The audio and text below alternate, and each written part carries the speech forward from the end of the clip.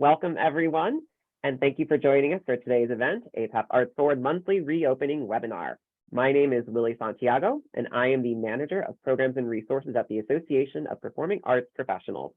I use he, they pronouns, and I am a fair-skinned Hispanic person with short, brown, wavy hair, brown eyes, and I'm wearing a white printed shirt with blue glasses, and I have a copper background. I want to acknowledge that APAP is located in our nation's capital, Washington, D.C., on the ancestral lands of the Piscataway, Anacostan, and Pamunkey people who have stewarded this land throughout the generations. I would like to pay my respects to the elders both past and present. Closed captioning will appear automatically on your screen. If you would like to disable the chat transcript, please click More on the bottom of the Zoom window and hide subtitle. We are joined today by ASL interpreters from Purple, Karen Royer and Jessica Tucker. Thank you for collaborating with us for today's webinar. APAP is your go-to resource for the connections and resources you need to build your career as a performing arts professional in the presenting, booking, and touring field. Join APAP as we move the arts forward. If you are interested in joining APAP and learning more about our membership, please contact us at info@apap365.org. We have officially launched our year-round programming, APAP 365, and where we will provide opportunities for discovery, learning, community, and commerce all year round. Please visit the URL on your screen to learn more information about APAP 365 and our year-round programming. During today's webinar, participants will have the opportunity to ask questions during portions of today's roundtable discussion. At APAP, we follow stacked procedure to monitor and determine speaking order for asking questions or raising discussion points. If you would like to speak or ask a question, please type STACK in all caps in the chat, and the APAP staff will be monitoring the chat to call on you accordingly. I will now turn things over to my partner in crime, our Director of Programs and Resources, Krista Bradley. Thanks, Willie. Hi, everybody. Welcome. I'm Krista Bradley. I'm Director of Programs and Resources. As Willie just mentioned, I use the pronoun she, her. I'm a brown-skinned Black woman with short black hair, and I'm wearing blue glasses and a bright blue and pink and green scarf. And my background is a bunch of books and a Peloton. Today's session is part of our ArtsForward program initiative, made possible with generous support from the Andrew W. Mellon Foundation. APAP's ArtsForward program supports the presenting and touring field's safe, vibrant, and equitable reopening and recovery as presenters, artists, and audience reconnect, tours resume, and venues reopen. As part of ArtsForward, we launched a special ArtsForward Reopening Survey back in February with our fabulous research partners and colleagues, AMS Planning and Research. This important 8-month-long initiative is providing valuable and gathering invaluable longitudinal data from performing arts presenters, venues, agents, managers, producers, and artists, and tracks field-wide trends in reopening and resuming our programming, booking, and touring activities. The report will provide and is providing the industry with national and regional data to inform decision-making as presenters, producers, artists, and audience reconnect. Today, we'll be learning findings from the 6th deployment of the Reopening Survey, which was administered to artist managers and agents across the country. APAP and AMS Planning and Research will be hosting, as today, a series of monthly ArtsForward Reopening Survey updates. This is one of them, and we're almost to the end of our line of questioning, and we're excited to be able to have a number of people join us today. I want to express our gratitude before we introduce the panel to the Mellon Foundation for their support and appreciation to AMS Planning and Research for their partnership. Today, we are joined by Stephen Wolf, Principal of AMS Planning and Research, and Dwayne Harris, his colleague, also a project manager at AMS. We are also joined by our special guest panelists from the field, Sarah Saltwick, John Zion, and Karen Fisher, all three agents of their own management and artist rosters. Thank you all for joining us and the insights you are providing to the field. I'll now turn it over to Stephen and to Dwayne. Thanks so much, Krista and Willie, and welcome again to everyone with us now, or those of you that will be listening to this in a streaming mechanism later. I'm Steve Wolf, as Krista mentioned, Principal of AMS Planning and Research. I'm a white male. I use he, him pronouns, graying hair, glasses, and a blue and yellow striped shirt today. I'm talking to you today from the ancestral lands of the Narragansett and pay my respect to their elders, past, present, and future. I'm joined by a returning member of the AMS team. We're delighted to have Dwayne Harris back with us on this project, and I'll let him introduce himself. Hi, good afternoon. My name is Dwayne Harris, and I am, as Steve mentioned, a returning member to AMS. I'm helping out for the completion of this project. I am a brown-skinned Latino male with black hair, and my background is a blurred image of my office so that you can't see the mess. Thanks, Dwayne. And should we dive right into the data? Pulling it up now. I'm going to start with a little bit of perhaps not unexpected news for many of you. In this iteration of the survey, it being the summer, we had a smaller than we wished response. So we had about 75 respondents, the majority from the eastern half of the United States. As you can see, we had fewer respondents than we've had in the past from the West and the Midwest. Our distribution of organizations, though, artists and artist managers, is about the same. The kind of numbers that we saw from the various geographies are not all that different, although because of the mix, an increase from rural respondents. So we think that will be something that will change again as we get into the last iteration of this survey in September. So Dwayne's going to take us through some of the early data around activity and demand. Then I'll jump back in. We're going to actually interrupt this presentation today several times with comments and conversations with our panelists. Over to you, Dwayne. Thanks, Stephen. So we begin by reporting on some data from another survey that AMS has in the field. It's called our Audience Outlook Monitor. This data is being collected through various different performing arts centers, and it's working to give an indication of how audiences are feeling about returning to the stages, to the auditoriums, and to the places where they consume performing arts. So based on the most recent survey, 60% of respondents indicated that they would feel very comfortable at an outdoor festival or concert. This is down from our June data of 67%. 34% indicated they would feel very comfortable in a theater or concert hall. This is down from 41%. What we see there is that there's an indication that as things fluctuate with COVID and other activity and other pandemic and economic related issues, audiences become less willing to come out into these spaces.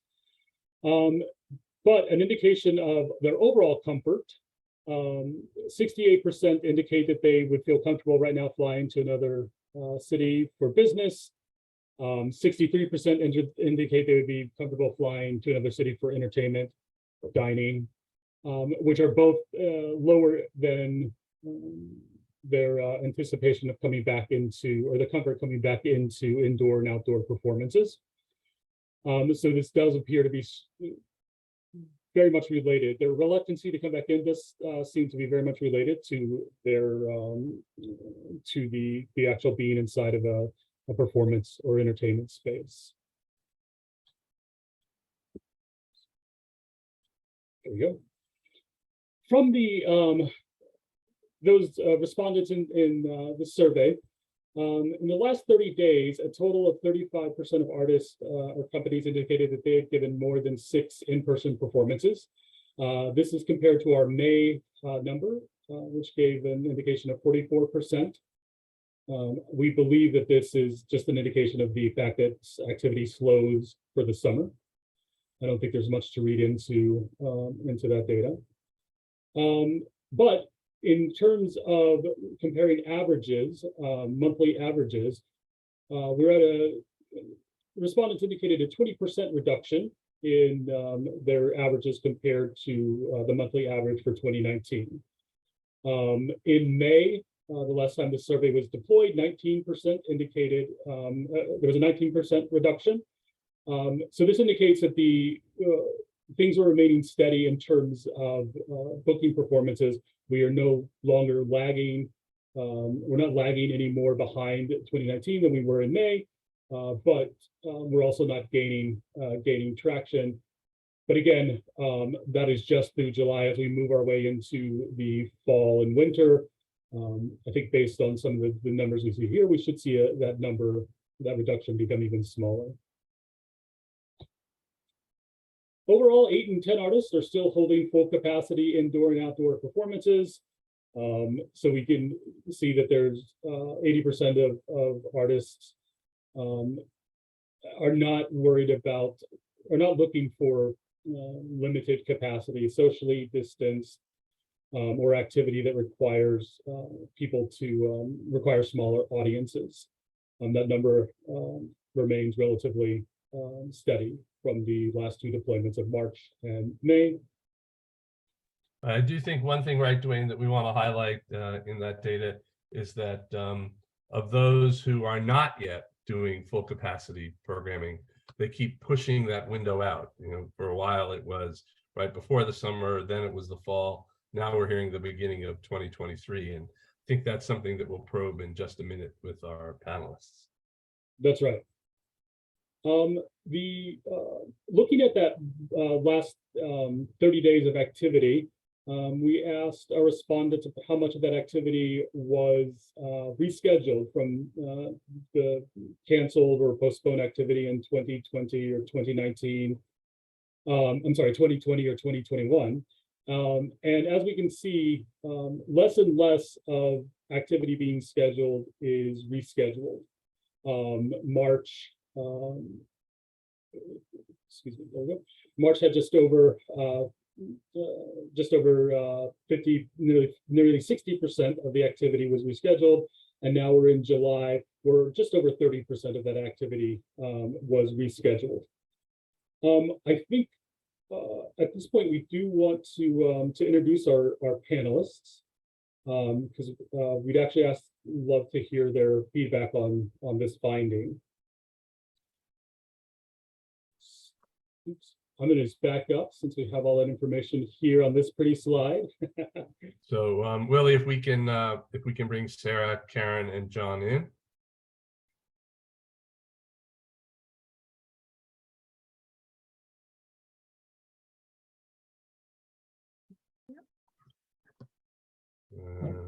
One more to come. So while Sarah's finding her way in through the door, there we go. Thanks all of you for being here. We were just discussing earlier when we were on the phone, got the country pretty well covered from Burlington to Maui. So different perspectives. The first set of questions here is about how are you managing recovering from rescheduled bookings to forward-looking bookings? What is it that are we getting through that backlog and starting to look ahead? What do you think?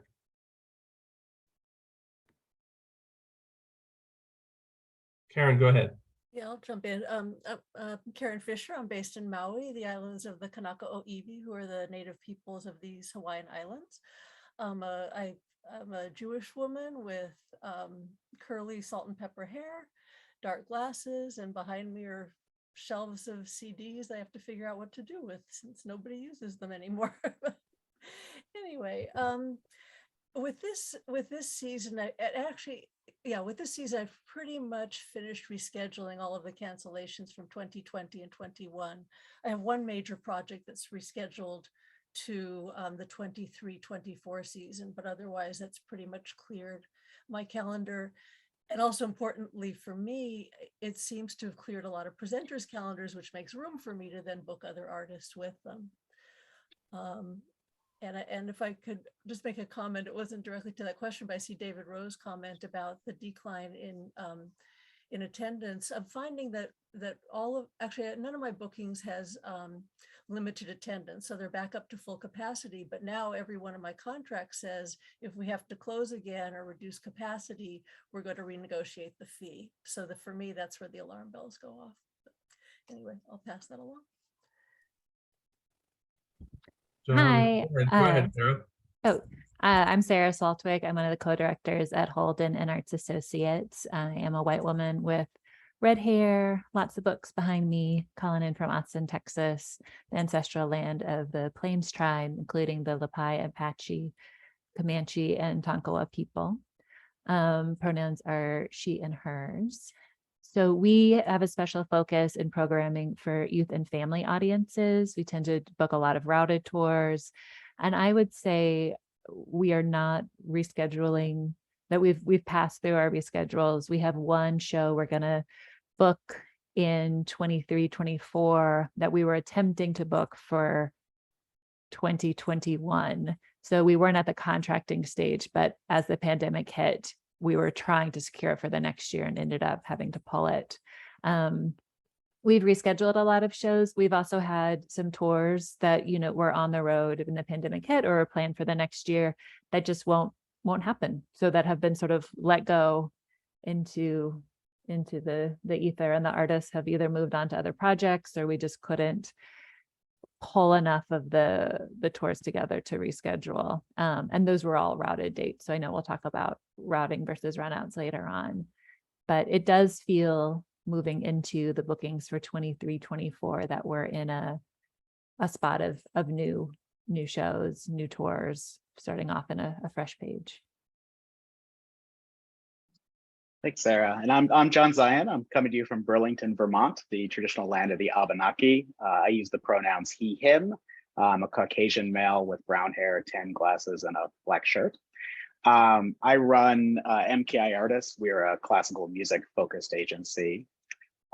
In terms of reschedules, I'm in a very similar position as my colleagues. At this point, we have rebooked 90% plus of the reschedules that will be rebooked. I think just two things to add that haven't come up is one, we did a lot of virtual events during the pandemic, and a number of our reschedules, a fairly significant percentage of those performances happened virtually during summer of 20 and the 2021 season, or a series of virtual events that the artist, the presenter, and us have agreed to count as that reschedule.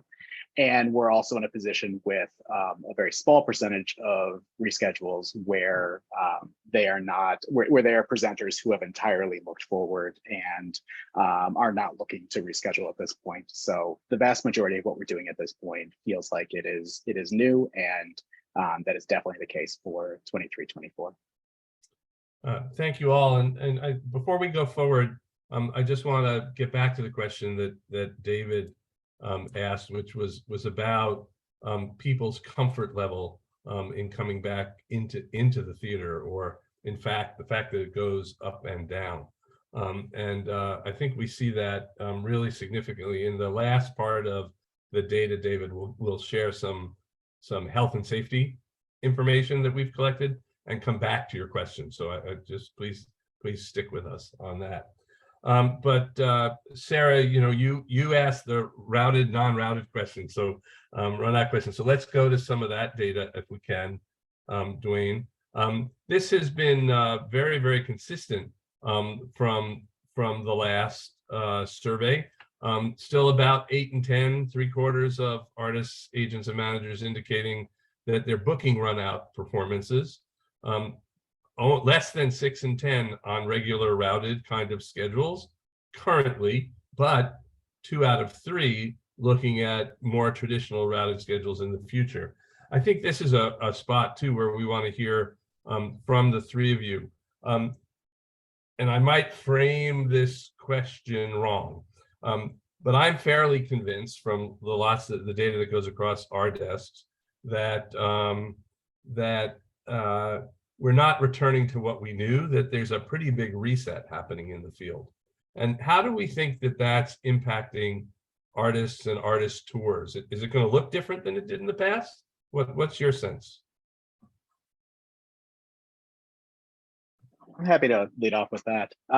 For us, it feels like there is increased pressure from artists on the roster for us to book routed dates. Right now, it feels like the increase in travel costs is really impacting that in terms of just the extreme change in what it costs to be on the road, as well as the time that those artists had off the road to reevaluate why it is that they're touring and what standards that need to be at for them to accept an offer. And for us, that is combined also with kind of the continued changing in timelines and just general chaos and planning in terms of we're not able to count on series of a certain budget size working 18 months in advance, and then series that are sort of a tier smaller than that filling in for tour dates. We're still working where there's conversations with presenters that we're working on 22-23 with a number of summer festivals. We're now booking with them for the summer of 23, and at the same time, they're booking summer of 24. And so from a planning and booking perspective, it's become increasingly difficult for us to make routed dates happen. And we're in between that reality and the reality from artists in terms of the increase in travel costs for what it actually takes to be on the road.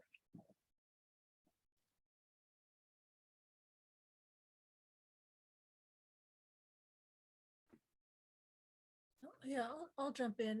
Yeah, for me, because my artists are coming, they're all coming from Hawaii and some from New Zealand and Australia. We've always had to do routed tours because once you do that kind of travel, you can't do a one-off. And so, you know, but the kinds of artists I have, luckily, we've been able to fill in dates at concert clubs. So you might have a couple of performing arts centers and then you fill in dates in smaller venues. It does affect, you know, the pay scales, or the concert clubs more and more rely on the back end so that your fee depends on your ability to sell tickets. And that onus is put more and more on the artist in terms of the, you know, the size of audiences they're bringing in. But like I say, we've always had to do routing, and we're still doing that because they can't afford a lot of down days. You know, that said, as John brought up, it is an issue that, you know, costs of, well, flights are going up and down. It depends on what day you're booking flights, but hotels have gotten significantly more expensive and rental cars have gotten significantly more expensive, but the fees haven't changed. The fee structures haven't changed. So the artist is eating more of that cost, and that can become problematic. Great, thank you. And Sarah, if you want to jump in, or I'll go on to the next question, which is one that's highly concerning to us. I'll just chime in quickly. We do a lot of routed work as well, a lot of theater. We've worked with a lot of international artists, but in our 22-23 bookings, we've seen a little bit more of shorter regional legs. So somewhere between a run out, but where we're in a region for a couple of weeks and then would take time off and then go to another region.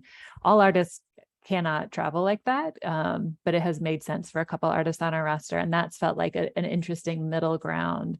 And certainly as I think about future companies we might work with, or how our companies might shift, this sort of like mini routes that where you can go to a region, work, take some time off, that feels like possibly a sustainable model.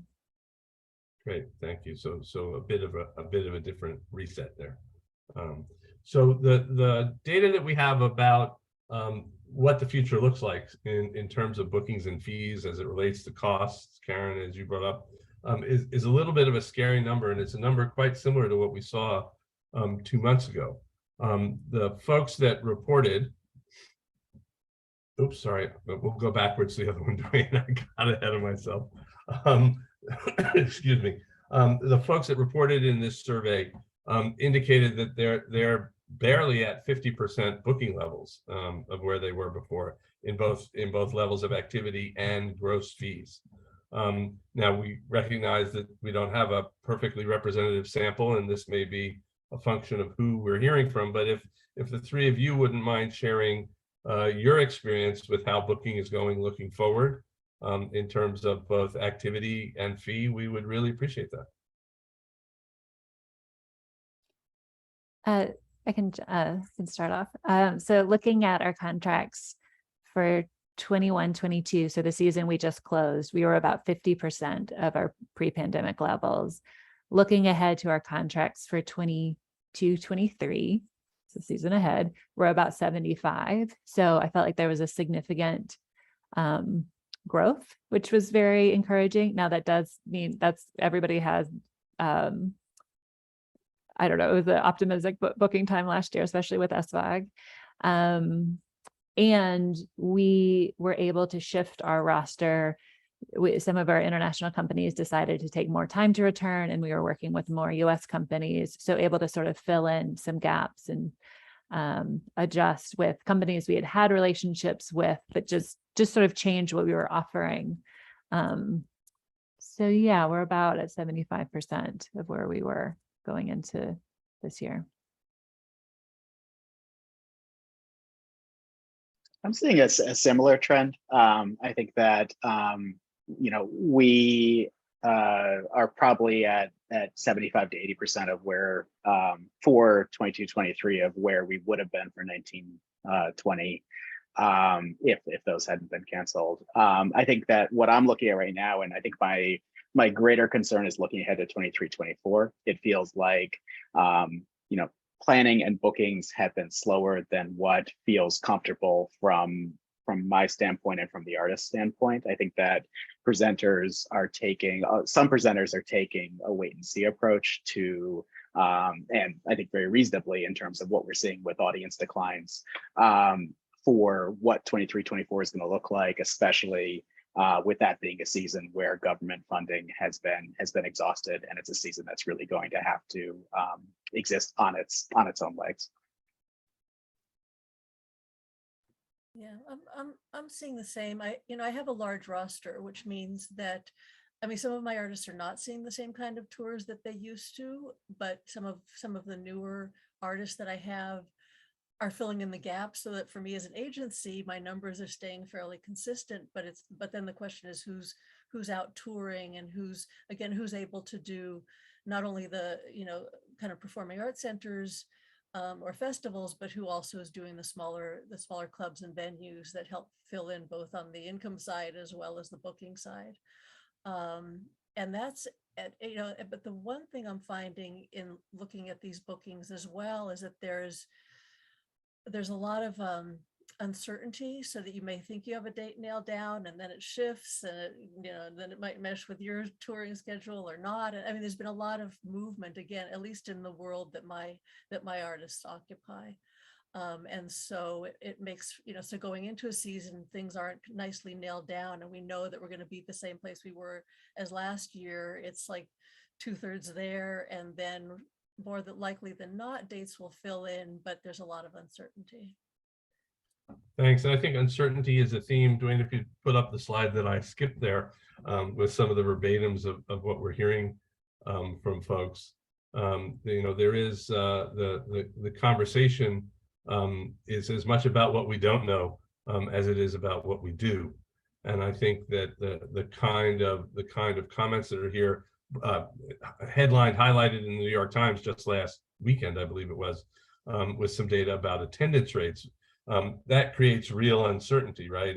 If the presenter doesn't have confidence that people are going to come, if pricing is moving, if price sensitivity is changing, they perhaps, my personal opinion, not a fact-based one, shorten their planning window, try to see what they can do, try to manage their risk all along the equation. And I wonder, John, Sarah, and Karen, as you think about that on behalf of the artists, how are they managing their risks in these uncertain times?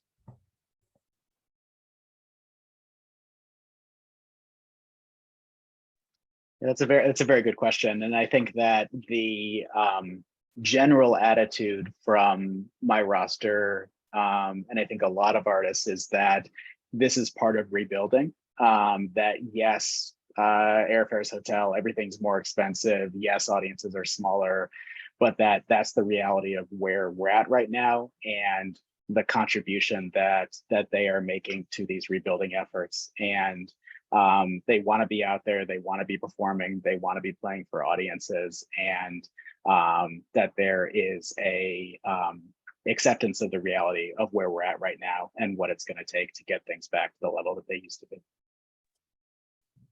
So maybe as a little bit more of a prompt, there's certainly strong anecdotal evidence, and there appears to be some solid data evidence that familiarity is playing a really big play in what's attended now, whether it's name brand product, well-known artists, popular content, and that where we used to be able to sort of trust the venue that what they were bringing to us is something we should see. Now it's more like, what does it say in the headline?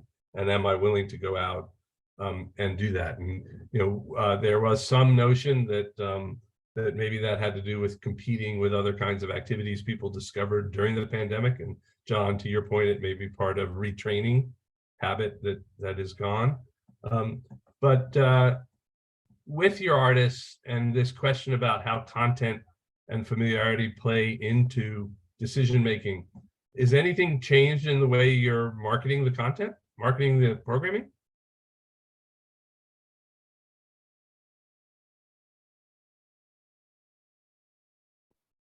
So, I think video was always important, but the quality level of video went so high up during the pandemic, and that's just getting used to watching more video online. Certainly, we're pushing folks to make the very best video possible, both a trailer, both a full length, but then some of those additional supplemental videos of getting to know the company, getting to know the story. So we're working a lot with venues who are then marketing a project to their schools. So too, we're always trying to highlight different entry points, different curriculum connections, and then too with families of just getting people excited. And some, I think having good video assets has been a big thing. And that a skill a lot of companies have been growing, which is great, because I think it makes a difference. And I circling back just a little bit, I think a lot of our companies are asking the question of why tour in a serious way, and trying to think about what it means for them, what it means for their organization. And for some of it, it may mean like, well, actually, there's these other projects that we want to focus on closer to home, and we're going to take some time before returning. Great. I just want to acknowledge Lisa Campbell's question before we move on. In the next iteration of the presenters and producers survey, presenter and venue survey, we'll be probing a little bit more about that kind of decision making. I think there's a really interesting subtext. That's probably not the right phrase, but I'll use it, about what SVOG allowed organizations to do in terms of their return, whether it recapitalized them, whether it paid bills that they had sort of carrying on their books, whether it allowed them to take risk going forward. And I think that that's a really interesting line of thinking that we're going to want to continue to track as we go forward. Dwayne, in the interest of time, I'm going to sort of skip over the last one, because we already talked about folks that are, my last one, about folks who are waiting until early next year in terms of full schedules, and that number's gone up just a little bit as we go forward. But why don't you talk about some of the data that we're hearing on the health and safety side from audiences, and then we can go right to the earlier question. Absolutely. So again, this is more data from our Audience Outlook Monitor. So in regards to audiences, most are still expecting mask and or vaccination policies. Interestingly enough, in the July data, 37% said they would attend under any circumstances.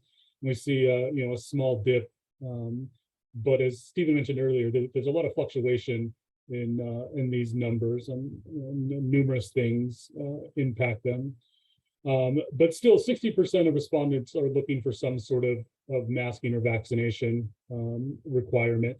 to feel comfortable coming into an indoor cultural event. Right, and it would be important that we point out, of course, there's geographic difference, but it's actually not as significant among arts and entertainment attenders as it is the general public. And I think that's something that it's a constant recurring theme. And right now with the CDC changing their guidelines, lots of venues are having a lot of stressful conversations about, well, if our audiences say this, but the policy says that, what do we do? And we have a couple more data points to share on that front. Yeah, so when the audience members were asked, would they, if a mask is optional, will you wear it or will you not?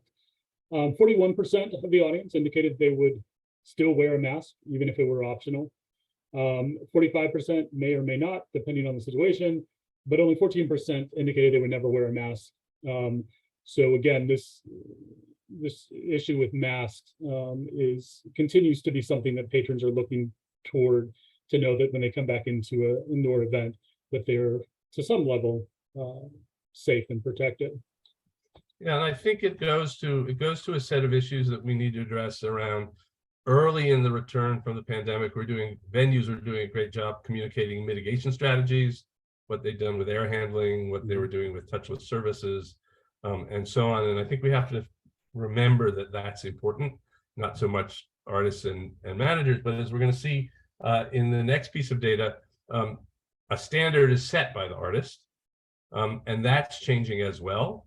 And we need to figure out how that all fits into the plan. Yeah, just one quick point when we before we get to what Stephen said, asking the audience again, 3/4 of them indicated that they are ready to attend right now, but there's still a good 20% of people that are looking at infection rates as an indication of when they can go back in. And then, so here's the expectations of the artists. Less artists are maintaining sort of the safety standards they had set earlier on, but still there's higher expectations among the artists than the venues and presenters at this point. You can see that especially around masks and proof of vaccination, that the artists still have a relatively large desire for the audience to have undertaken, both the audience and the performers to follow those guidelines. But certainly as things have shifted in the world, those numbers have dropped. Slight increase in the number of people wanting more backstage capacity limitation. But overall, it's a steady, continues to be a steady decline, but not necessarily what the presenters and venues are looking at.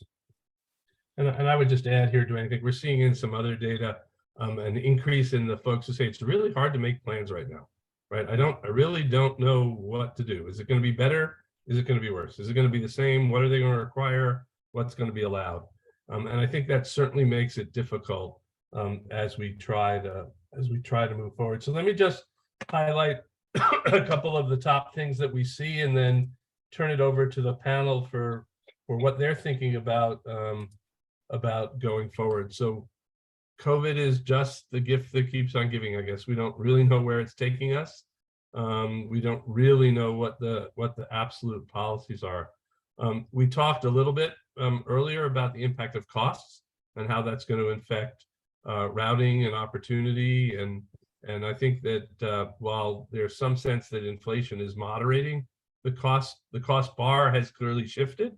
I'd love in maybe our next conversation with some managers and agents, or maybe even today, to talk about price elasticity as it relates to fees and expenses and what you're feeling from presenters and venues.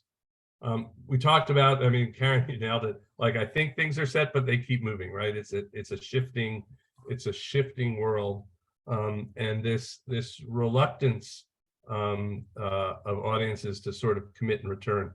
We also see it in drop counts. there for most venues where we're tracking sales versus drop counts, significant increases from pre-pandemic levels of no-show rates. So we're collecting the revenue, which is great, but full houses are also really important to the game. And then finally, though it doesn't come up here, hasn't come up here, in a lot of places we're dealing with institutional memory that is not there anymore. That we're dealing with new staff who don't have the experience. Some really interesting data from another survey. 65% of the full-time positions that have been filled since January have been filled with people who are either new to that job or new to the organization that they're working for. So there's a big change in institutional memory. So I think in general, the ramp up continues. The summer has its natural cycle. We certainly see that, and we're cautiously optimistic going forward into September as it relates to audience. But this question about the relationship between costs and fees, I think is a really, really challenging one, especially for the not top 15% or 30% of activities, and communicating with our audiences and artists about what our protocols are and what's expected is going to be really important. So with that as a sort of summary, I'd just like to come to the panel with sort of a big question, a forward-looking question, frankly, because our data is very much in the moment. But as you look forward, if I could ask each of you the top 2 or 3 or 4 things that are on your mind on behalf of your organization, on behalf of your clients, what are the big things that you're thinking about?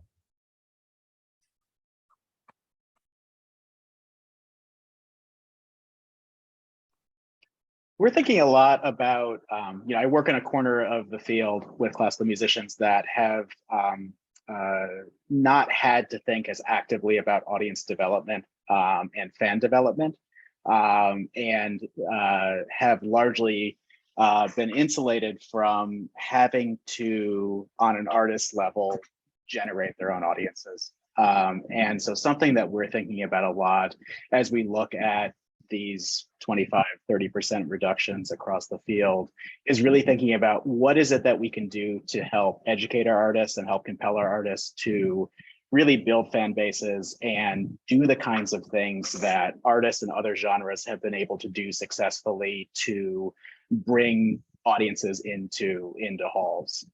At the same time, we're also thinking a lot about community engagement and social justice initiatives. We're getting very clear feedback from presenters that with 30 to 50% of their funding is coming from individual donors and foundations. What those foundations in particular are looking for to maintain that funding are projects, our artists, our programs that are really able to make an impact outside of the concert stage and that are able to engage with parts of communities that have historically not participated in classical music. And so both of those things are, feel like monumental shifts for the way that the artists on our roster have thought about how they've been trained, how they've been educated. And so we're trying in lots of small ways to try to make impact in both of those areas.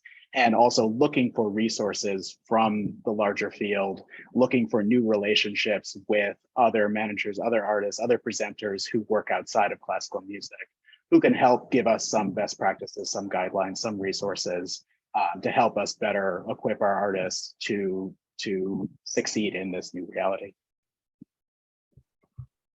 Thanks, John.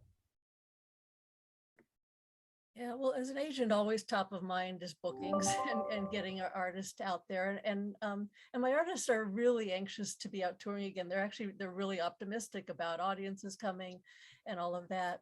My roster is largely, over 90% Indigenous artists. And so at the times that we're in, there's a different look being taken at them, or being listened to perhaps by people that weren't paying attention before, which is always great. And we've always had, my artists have always been open to working in community in a whole variety of ways, because it's something that we do at home a lot here in Hawaii.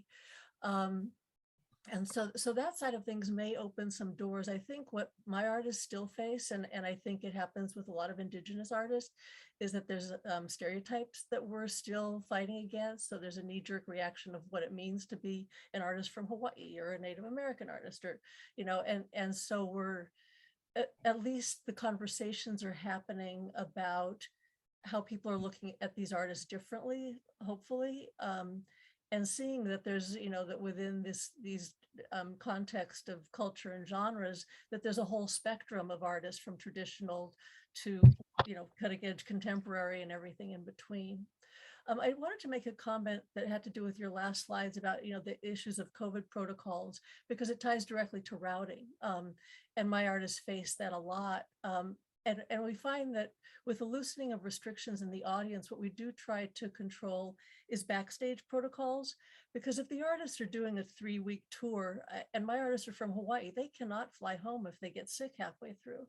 So it becomes really important that we work with the venues on backstage, and we no longer do meet and greets out, and CD signing in the lobbies and things like that.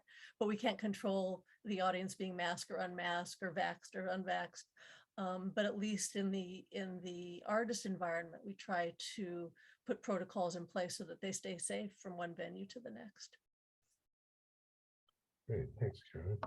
Yeah, we try to ask for that protocol too. And in terms of if the artists get sick on the road, like there's such a huge impact to the tour, and trying to control or influence those areas where we can influence, and particularly backstage, we're definitely putting that out there too.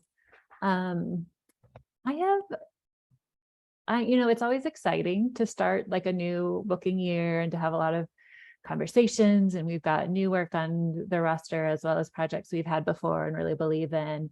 But I do feel some nervousness going into this year, and not quite knowing what people's resources are going to be. And I think there's going to be some just detailed conversations around budgets and about resources, and about understanding how seriously someone is looking at a project if it's part of a bigger route. In youth and family programming, people who had a series that they might bring into 8 shows, maybe now they're doing 4. And so keeping a sense of, okay, where is this project on the list of, that 8? Because if I'm trying to use you as an anchor date and build around you, but really it's like item 8 on the list, I need to know that so I can work accordingly. So I think we've been doing a lot of work in relationship buildings and helping get through hard times, and this is going to be continuing. I think it's going to be a little bit of around budget, less so than health and safety this coming year. Well, And Sarah, you just tickled a purple elephant that I wanted to get to, and maybe you can continue, and then John and Karen can jump in. But how are you doing business differently, right? We talked about artists, but in your role, how do you have to be different in this reset that we're experiencing? no one ever asked those questions. So I mean, I will like it. I think this year I want to like bring back the phone call. I got really like over my head in email and then Zooms. I want to bring back like a 10-minute phone call because I think you can get a lot done. And it's funny, like, because now I work from home. This is my home. And I like work off my cell phone. So, but it's nice to sometimes have that voice to voice figuring out a problem. You don't need to set up a 30-minute Zoom call where everyone's all prepared, like trying to bring that a little bit more casual, but still person to person versus an email. Although, I mean, I also really appreciate emails and getting all the details down, but trying to build that. I'm so excited to go back to conferences. I went to North Carolina last year. And again, it's that relation, and you find out so much more when you're with somebody in person. I need to take some more breaks. I need to like put up some more, like I have a small child and I have the rest of my life, but like it's been hard moving my work into my literal house, and feeling like we've been in an emergency for all this time. And now it's not, things still need a lot of attention and a lot of caretaking, but, trying to have some boundaries, close my door and really not go in my office, even though it's very close to everything else. So that's how I would like to be working in this coming year, is more phone calls, more breaks. Great. John, Karen, anything changing for you guys? Yeah, I actually feel like I'm working twice as hard now as I did pre-pandemic, and I can't quite figure out why. And it may be because of that slow time, for a year and a half or 2 years. So now all of a sudden getting, doing all the catch up, I just feel like I'm always running. One thing that's changed, because we've all been in crisis together, and Zoom has kept us in touch with each other a lot, is I think there's some of the barriers of the SMM is no longer there. We can just have really frank conversations as colleagues, and not as I'm trying to sell you this and no, I can't buy this, but it's just, okay, how can we make this work? Or maybe it won't work for your venue. And so the nature of conversations, I think, has changed for the better. And I have to say, because my face-to-face contact with people generally is limited to the conferences, which I've missed a lot, I have appreciated Zoom and getting to know people on Zoom. And it's funny because during this time I have gotten to know a lot of people on Zoom, and then I meet them in person a year and a half later, and I feel like I've known them for a long time, except that we've actually never met face to face. So the Zoom side of things has actually been a plus for me. But yeah, I keep trying to analyze, why am I working so hard, and how can I kind of find a sane place in the middle of that, as as things are up and running again. I'm in a similar position as Sarah in that during the pandemic, my business moved into my home, and I'm now running a distributed team. So I have 4 people who are here in Vermont and 4 people who are spread out around the country. And so that's really opened up the possibilities for us in terms of who we can hire, but it's also brought up a lot of new challenges in terms of how do we function as a company, how do we work as a team, how do we work with the artists. And I think right now it feels like the biggest challenge for us as we're moving really into what we hope will be the heart of the booking season for 23-24 is how do we scale back up?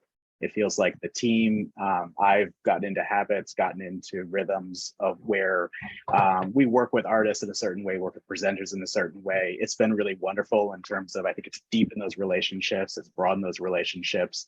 But the reality is that it's taken a lot of time. And I think that as we look at what we need to accomplish from a booking perspective for 23-24 to support and grow the business, there are things that we're going to need to do to scale back up to that level.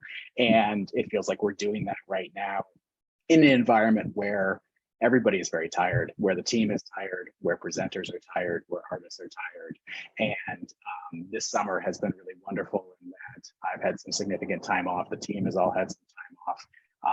And my hope is that that's enough to help everybody reset and help move forward at the scale that we need to be working at. That's a really wonderful bundle of observations about how we continue to move forward. I know, Krista, I think you have a question you want to throw in, but I just dropped a link in the chat for everyone for more audience data, particularly some of the regional differences that you might want to see from our last round of the Audience Outlook Monitor.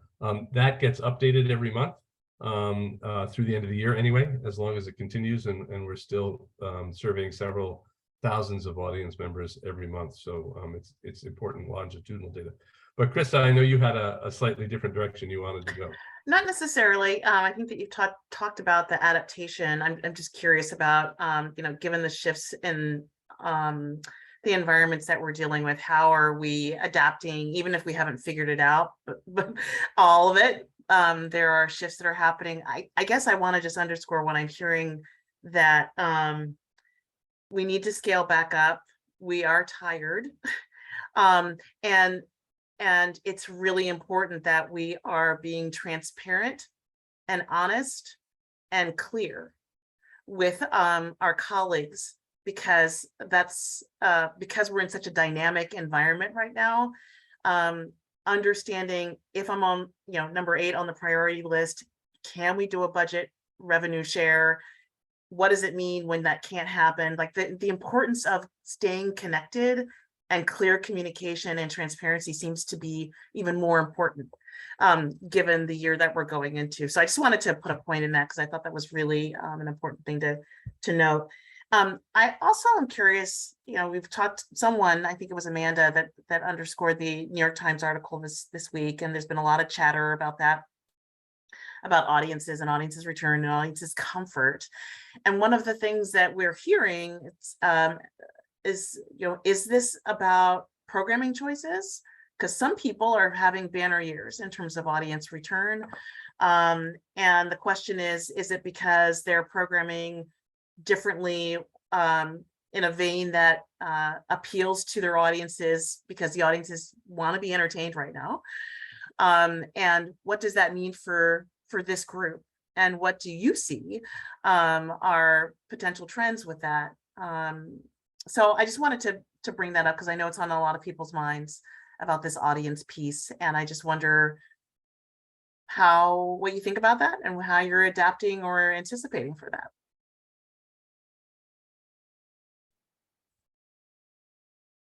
That wasn't even like grammatically correct, but you know what I meant.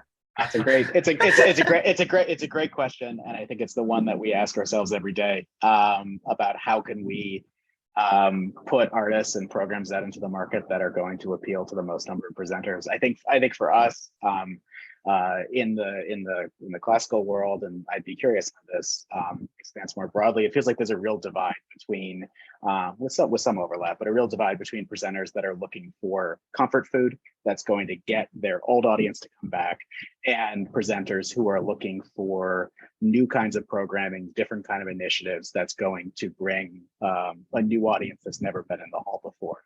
It feels what those two camps have in common is that during the pandemic, and there's a really wonderful Atlantic article about hybrid work that spoke to this, but it talked about that just the standard for being in shared spaces has gone up so much because of the pandemic. And it feels like presenters are really feeling that, really feeling like they need to have a stronger why of why an audience should come into that hall. And for us, it feels like it's being segmented into either we want super conservative, really comfort food programs, or we want something really adventurous that's going to appeal to an audience we haven't been able to appeal to. It's been funny in my personal theater going. I've seen a lot of plays about the importance of theater, about plays. And I have been moved. It is for me, but it was an interesting, and these are at smaller theaters, but this need of like, we need to talk about why we're here and why we're doing this. Like it felt almost compulsive of just like, we're all wrestling with this question of why are we doing this? And it felt a little like, oh, this is for us. Like, this is for the people who've been going to theater for a long time. And it's like, okay, and then now what's the next show? What's the next? And like, how are you bringing in new folks? Like I was very, very moved, but also it felt almost nostalgic in a way instead of like forward. And I just want to say one more thing about transparency. I do want to know like where we are on the list. I also want to know people's like hopes and dreams, because sometimes it is also, I can't do this now, but I think in 3 years, I'll do something where I'm bringing an artist to rural environments. Oh, I think I could do this in this and this. So that's also important to like speak into the world and to be honest, to being just like, this is important to me. I don't have the resources to do it now, but someday I want to. Like, that's very important for us to be hearing as well. Sarah, I think you bring us to the top of the hour with an absolutely perfect point there. We're all in this together: audience, artist, presenter, venue. We're all finding a new road. In April 2020, we called it the long runway to return. We now call it reset, reset, reset. And we're going to be learning together. And I think that these kind of conversations this kind of data is really, really wonderful. I'm going to give it back to Krista because I have to run to start another Zoom call at the top of the hour. But as always, before I go, Karen, Jessica, thank you both for helping us in your important role as our ASL interpreters. Panelists, thank you for all being there. And Krista, I'll leave it to you and Dwayne to set us up for the next survey. We'd like better numbers next time. Great. Thanks. Thank you so much, Stephen. And thank you, panelists, and Dwayne. And thank you all for being here. It's been really great. And I think these kinds of conversations, you know, the data is one part of staying up to speed on kind of where we are as a field, but I think it's the conversation about that data and kind of emerging trends that you all are seeing as practitioners in the field. It's kind of where the meat is really happening, and for us to kind of sift through everything because this is not a time where we know how to do everything. And part of figuring that out is doing it together and talking it through and teasing it out. So I'm happy that we were here to do that. I don't remember what the time deadlines are for the next survey, Dwayne, and maybe you can remind us all of that, but we would really like to see a robust response to that. The next survey implementation will be for presenters as well, but I think the conversation we want to have in response to that will have everybody at the table, because I think it's been cumulative enough that we are seeing things, and that'll be an important start to the season to see how things are going. So Dwayne, what are the dates on that that we can just plug here? So we're going to deploy the next survey on September 7th, and it will we'll give you about 2 weeks, the 21st, to complete it. Wonderful. So again, thank you, Karen, John, Sarah, Dwayne, Jessica, and Karen for all of your work, and thank you all for being here.